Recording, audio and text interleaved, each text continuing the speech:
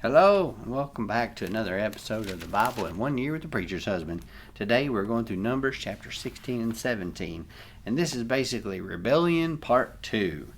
This is the second cycle of rebellion focusing on a challenge to the Aaronic priesthood. So Aaron and his priests, they're being challenged.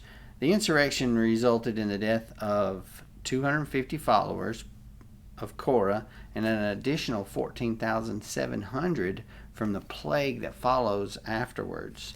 This section warns against violation of the holiness of the sanctuary.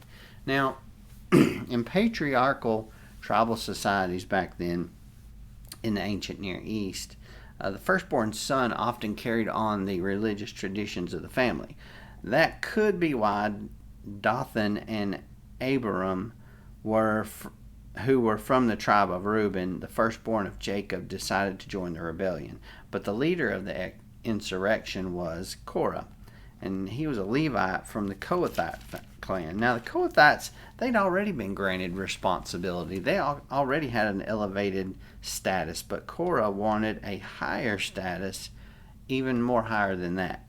So Korah's claim that everyone in the entire community is holy and the Lord is among them, that was in verse 3, it kind of had an element of truth to it, since God had called Israel to be my kingdom of priests and my holy nation in Exodus chapter 19 verse 6. But that role was based on Israel's faithful obedience to God's revelations. Clearly they had not been following God's revelations at this point. God had ordained Moses and Aaron to exalted positions, yes. But Aaron and Moses did not exalt themselves to that position. God did.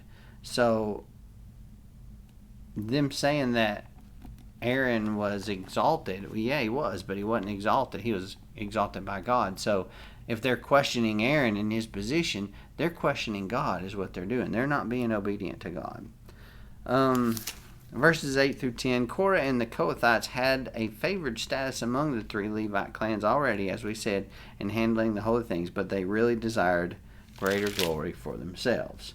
We're going to move on to, basically, we move on to verse 11 here, and it says that the rebels, they claimed Moses had failed to bring the people to a place of rest and abundance, but they would not admit that it was actually their rebellion in the first place that led to the wilderness judgment. Only the true servants of God, Moses and Aaron, fell face down and risked their own lives, trying to appeal to God's graciousness so that the whole community might not suffer his wrath, because God could very well just wipe them all out, like he said before. He had already threatened this multiple times. We get to chapter 16 verse 26 here, and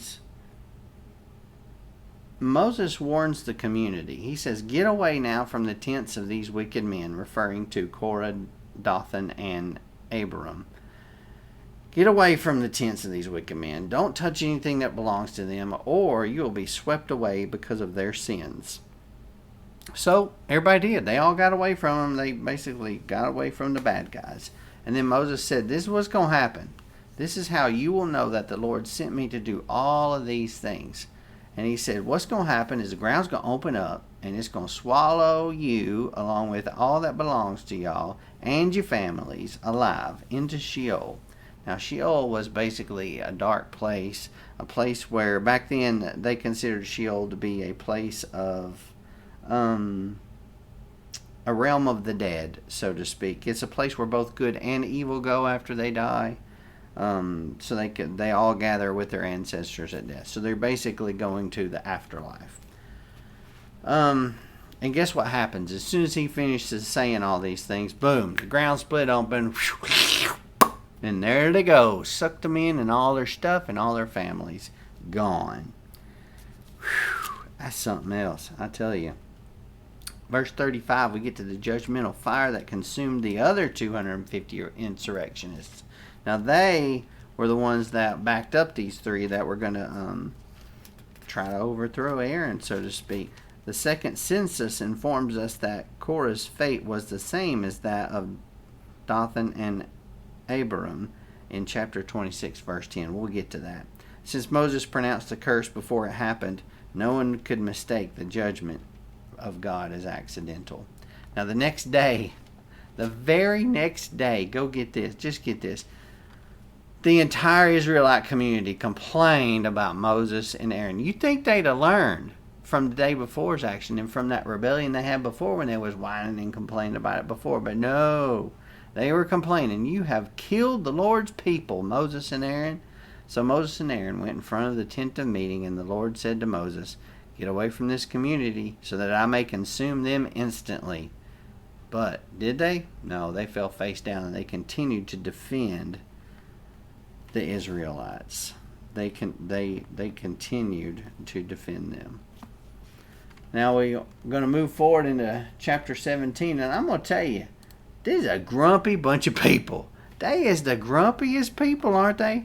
So the Lord instructed Moses to basically get one staff from each clan, the leader's staff from each clan, and Aaron is to write his name on the Levi's staff, because there's to be one staff from the head of each tribe. So each tribe is going to write their name, the leader's name on it, and whichever one of these staffs sprout out, in other words, sprouts, leaves, roots, blossoms, flowers, that's going to be the leader. That's who's going to be their leader. In verse 5 it said, the staff of the man I choose will sprout, and I will rid myself of the Israelites' complaints that they have been making about you. Basically, this is to prove that this is who is in charge. This is who I have ordained to be the leaders. Aaron's staff, representing the house of Levi, had sprouted, formed buds, blossomed, and produced almonds. But I'm going to tell you, after that was said, they were still grumpy. They were still grumpy. A bunch of old grumpy ones. I tell you. What are you going to do, grumpy people? Y'all just quit being grumpy. Smile. Be happy. Be glad that you are where you are. Be glad that you're doing what you're doing. It's a good day.